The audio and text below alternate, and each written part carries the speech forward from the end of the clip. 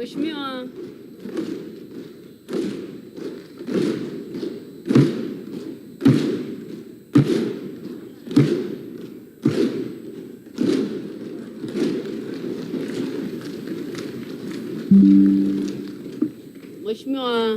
Spika, nami nikushukuru kwa kunipa nafasi na mimi niweze kuchangia kwenye wizara hii muhimu ambayo inafanya kazi kubwa sana ya kujenga diplomasia ya nchi yetu katika mataifa mengine.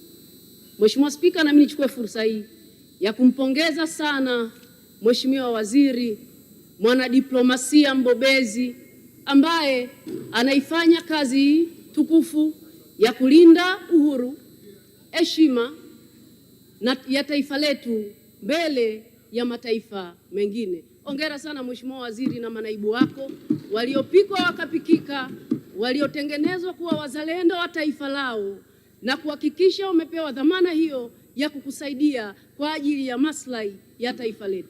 Lakini Mheshimiwa Spika, nichukue fursa hii kumpongeza mwanadiplomasia namba 1 Daktari Samia Suluhu Hassan ambaye ameendeleza vyema kazi ambayo ilifanywa na marais waliopita, na yeye ni mwanadiplomasia kweli kweli.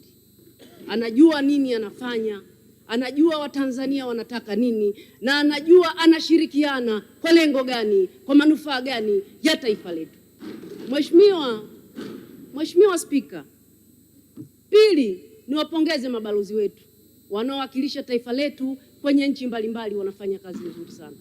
Lakini kwa heshima kubwa niwapongeze mabalozi wengine ambao mpo kwenye taifa letu mnawakilisha nchi zenu. Na hongereni sana, mmekuja leo kuionyesha dunia, kuonyesha watu ambao hawana dhamira njema na taifa hili kwamba taifa hili lina ushirikiano mzuri wa diplomasia na nchi mbalimbali, na huu ni ushuhuda wa kwamba Daktari Samia Suluhu Hassan anaifanya kazi yake vizuri kweli kweli kama mwanadiplomasia namba 1. Mheshimiwa, niwaombe mabalozi, sisi wa Tanzania ambao taifa letu huru, tunajua sisi sio kisiwa. Tunajua tunatakiwa kushirikiana na binadamu wengine wa kwenye mataifa mbalimbali kwa ajili ya diplomasia ya uchumi, diplomasia ya ulinzi, diplomasia ya maeneo mbalimbali kwa faida ya nchi yetu. Lakini vile vile na nyinyi mnapokuja kushirikiana na sisi, kuna kitu mnakipata kwetu. Tuko tayari kushirikiana na nyinyi, lakini tuko tayari kuilinda nchi yetu kwa wivu mkubwa, kwa sababu hatuna Tanzania nyingine, ni hii ambayo sisi tumeaminiwa, serikali ya Jamhuri ya Muungano wa Tanzania, kulinda haki zetu kama taifa. Tutazilinda kweli kweli, lakini tutashirikiana na nyinyi kwa wale wanaotaka kushirikiana na sisi kwa maendeleo ya taifa letu. Mheshimiwa Waziri, na mimi nilipitia mswada ambao umewasilishwa kwenye kamati ya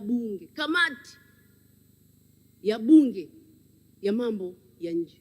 Hili ni jambo kubwa. Hatuzungumzii taarifa, tunazungumzia mswada ambao ukipigiwa kura na kamati unapelekwa kwenye bunge la Seneti la Marekani, inageuka kuwa sheria.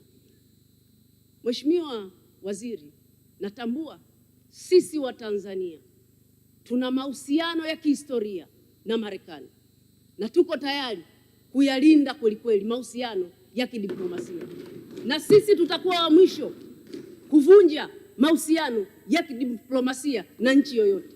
Lakini tunatambua taifa hili ni huru. Kuna mambo ambayo sisi kama taifa kwa katiba yetu, kwa sheria zetu, tuna uwezo wa kushughulika nayo, na tunawaomba watu wachache wanaotaka kuvunja heshima, tamaduni, mamlaka kamili ya nchi yetu wasitumie kigezo hicho kutaka kujinufaisha kisiasa. Mheshimiwa Waziri, tulitarajia wenzetu wangewasiliana na kamati yetu ya bunge ya NU kabla ya mswada huo kuufikisha kwenye kamati inaenda kuwa sheria. Leo unasema unapeleka mswada huo sheria kufuta visa kwa viongozi wa Chama cha Mapinduzi ambao wengine ni wahanga wa matukio hayo ambayo wao wanayarifaa. Viongozi wa Chama cha Mapinduzi, unazungumzia kuondoa visa viongozi wa ulinzi wa taifa letu ambao hakuna natural justice, hawakuhojiwa popote, hawakupewa fursa kama serikali kupitia wizara husika kutoa statement ya serikali kwenye kamati. Hili si jambo jema, linataka kwenda kuharibu taswira na kuharibu mahusiano ya kidiplomasia kati ya nchi yetu na Marekani. Lakini kwenye hayo mambo anayoyarifaa Daktari Samia Suluhu Hassan chini ya serikali ya Jamhuri ya Muungano wa Tanzania, ya mahakama zetu wanazozihukumu mahakama, leo majarada 213 yamefungwa. Leo watuhumiwa 1736 wameachiwa, wako huru. Ni jitihada za mwanadiplomasia namba moja, ni jitihada na haki zinazosimamiwa na vyombo vyetu vya ulinzi na usalama. Leo watu wameachiwa huru kwa matukio ya Oktoba 29. Mheshimiwa Waziri, mimi na uhakika hawana taarifa sahihi, wana taarifa za upande mmoja.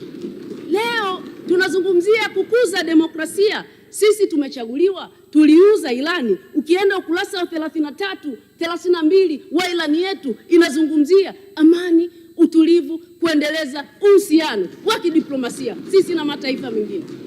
Ilani yetu inazungumza kuendeleza utawala wa kidemokrasia. Kwenye ilani hii ya Chama cha Mapinduzi ambao ndio msafu wetu, sisi tukaenda kupigiwa kura na wananchi.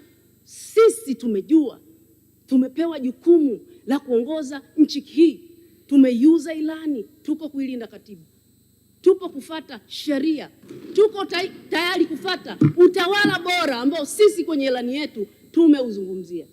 Leo ikitokea taifa lingine ambao sisi pia hatuwezi kwenda kuhoji vyombo vya ulinzi na usalama, vyombo vya kisheria vilivyopewa mamlaka ya kikatiba kwenye mataifa yao, kwa sababu tu kuna watu wana interest ya kesi moja, wanasahau kuna kesi nyingi mahakama hizo za watoto wa masikini zimewaachia huru.